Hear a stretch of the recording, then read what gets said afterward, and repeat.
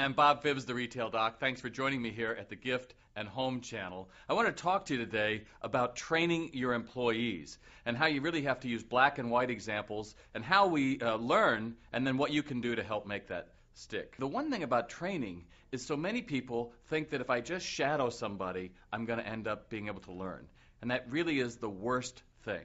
Because what will happen at your gift store is that someone will be at the register and they're trying to ring something up and it doesn't work and the customer gets frustrated and the employee has to call you over and now the employee is flustered, the person is anxious and you're trying to figure it out and the employee is learning at the very worst place they can, in front of other people. So I always say train with a checklist. Make sure you know exactly what you want them to do and then you can start off with some basic ideas and then gradually work them up to the register.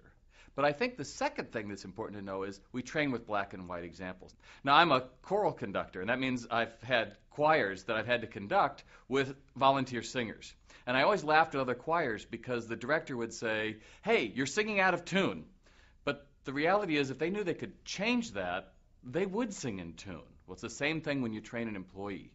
You don't tell them to just do better, or you don't say, go out and be nice to people. You have to actually show them.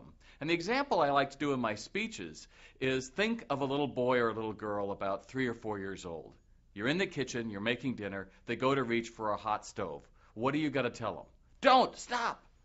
Now, later, sometime when they're 7 or 8, they learn that, oh, when this button is turned off, I can touch it. But if it's turned on, I can't. Well, that's later. That's gray. But we train black and white. Don't ever touch the oven. Same way with when you're training an employee. You can't train gray. You have to make sure that they understand, okay, this is what I'm supposed to do, this is how it works, and then later on maybe you can adjust that a little bit for different examples. But whatever you do, don't try to train gray. Because my third point is the way that we learn. When we first come into a new situation, we don't know what we don't know. And that's why people say, oh, she's a really good salesperson even though she's brand new.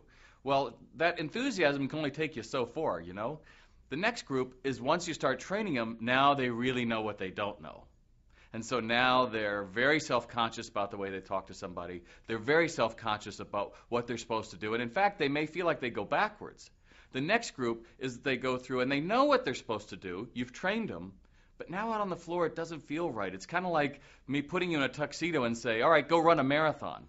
And that's really hard. But their mind is working so much to try to make it right that they're still processing. And our ultimate goal, of course, is on the other side of that bell curve where they are mastering the subject. They know what they're supposed to know. They know different scenarios, and they can work their way through it, but they aren't going to get flustered by anything.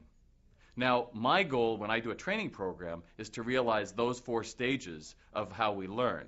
Because if you just assume that someone's going to go train someone, a lot of times we end up with a poor Xerox of a poor Xerox of a poor Xerox. And then you come out on your sales floor one day and you go, what are you doing? And the answer is, I'm just doing what I was trained. So to give you that idea again, we want to make sure we train with black and white examples. Make sure you have a checklist. And then realize that it may take a while, but that bell curve of learning still has to happen if we want to really grow our sales. So I'm Bob Phibbs, the Retail Doc. Thanks for joining me at the Gift and Home channel.